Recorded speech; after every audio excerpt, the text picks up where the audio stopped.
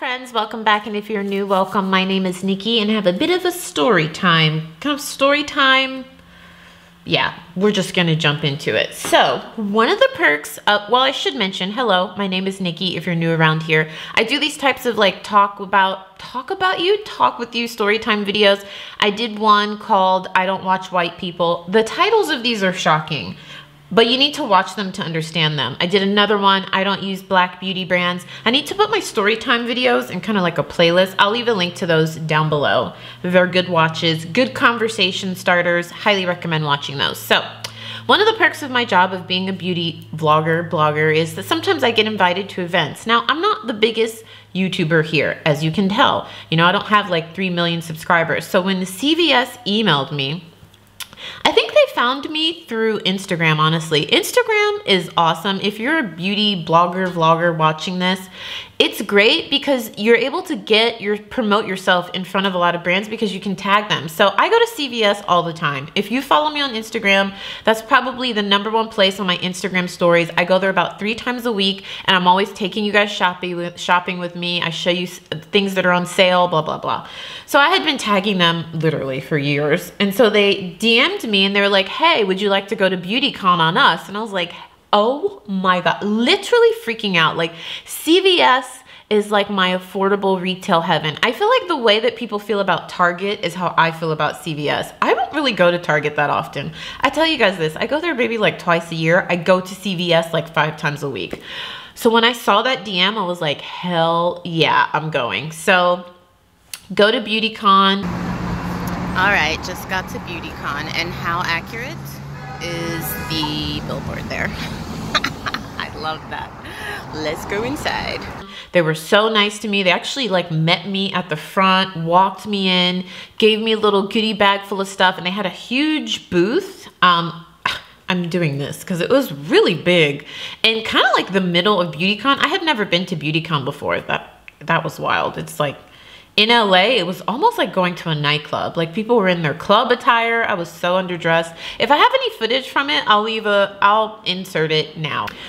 So when I get there, as I'm leaving the booth, one of the PR girls, and she was like, oh, don't forget to take your, what did she call it? She said something selfie and post it tagging us. And I was like, oh, so this is kind of like the exchange. Because usually, which I get, oh God, this bun is about to fall.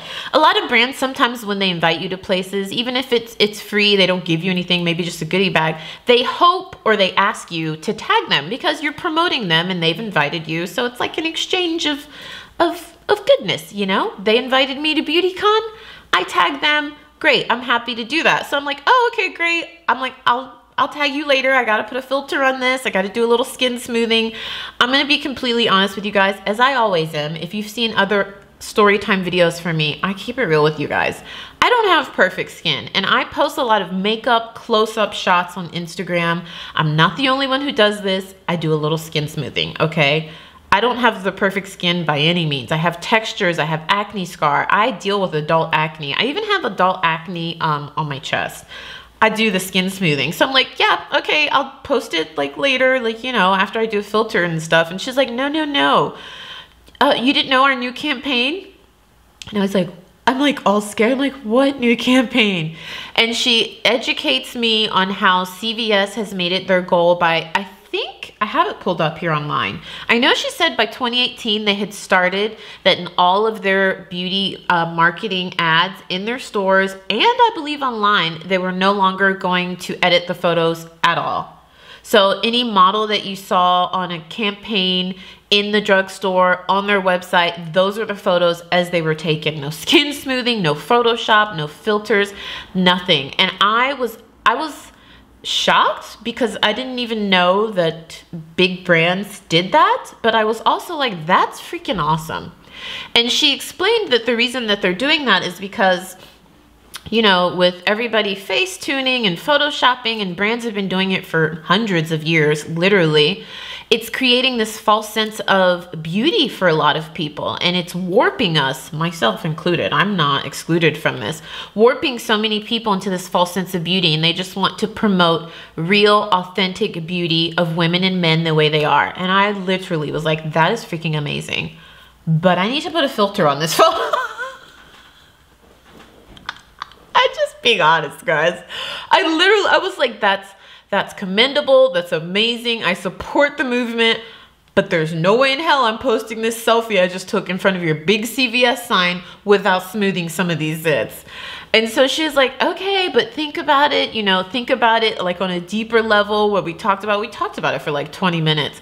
And as I left there, the reason I share this story with you, it's not like they were forcing me to like, don't do that, but I could tell that she basically didn't want me to post the photo if I was going to edit it in any way, because that goes against what they're really trying to promote. So as I came off my superficial high horse and left, I was like, you know what? They have such a valid point, and this is like just deeper than myself. There's an issue there that I literally won't post a just photo of myself with no editing, no filter, no little swipe in the Facetune to, you know, cancel out a blemish and pores. That's who I am. I have blemishes. I have pores. I tell you guys this all the time. I have stretch marks. I'm a real woman, and I feel like me always smoothing things out and making them look really pretty is just trying to conform. Oh my God, I'm sounding like a preacher, but I'm trying not to, but I'm just walking you through the process of how I felt. Like I'm just trying to conform, like she was saying, to that false sense of beauty. So I researched into it more, and I didn't know CVS is the largest drugstore chain in the US, which is pretty freaking cool. I mean, I love them. So basically, if you go into their store, I believe by the end of this year, everything will be that way. And one step further, they're requiring that any brands that are sold in their stores to do the same. So, I mean, there's so many brands there. Milani, Elf, all the drugstore brands. I've even started to see like Dermalogica and CVS, which is very interesting. That if you want to be sold into their store, in their stores by 2020, they're requiring those companies to do the same thing. I'm just reading about it on the line, on the line.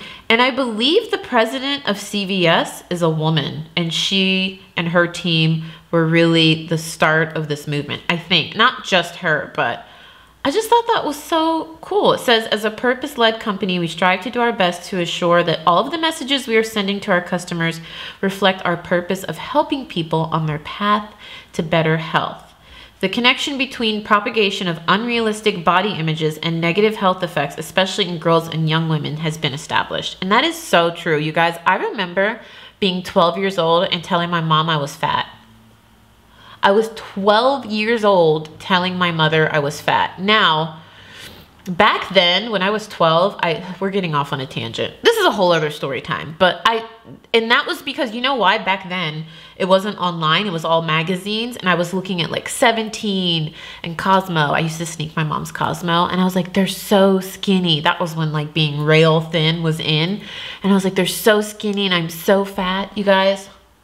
It was so sad. When I think back to that now, I'm like, that actually makes me want to cry. So that's my little story time. Being 100% honest, have I totally stopped smoothing my skin? No.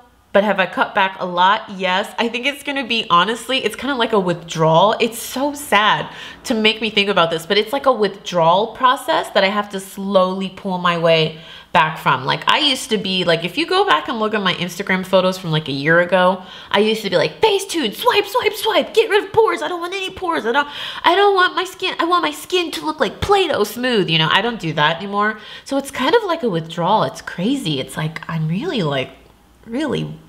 I got some work to do. So I'd love to hear your thoughts down below.